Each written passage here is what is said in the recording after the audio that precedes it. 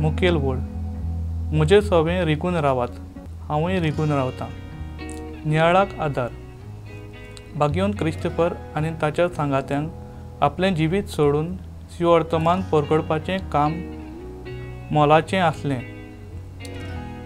भावार्थाचेर तडजोड केल्या परस जेजू खातीर मरूंक अदीक म्हत्वाचें तांकां दिसलें।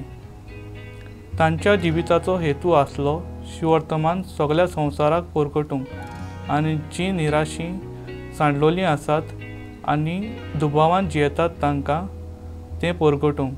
जायते कोश्ट आनी पिडापीड तांकां भोगची पडली, तोरूय तांणी हार मानून घेवंक ना।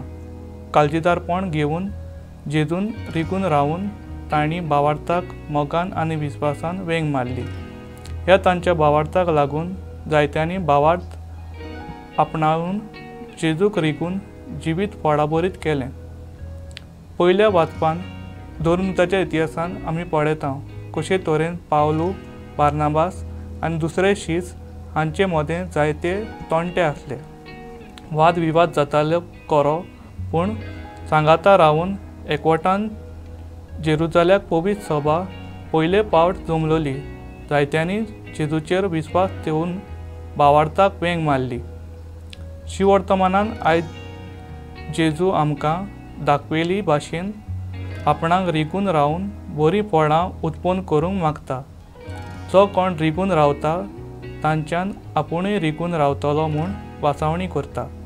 आमी दर दिसा मिसान वांटो घेवन जावं संस्कारांनी जेजूक रिकून आमचे सेवे आनी उतरांतल्यान मोगाचीं, समजिकायेचीं, ल्हानविकायेचीं फळां उत्पन्न करूंक वावरुया।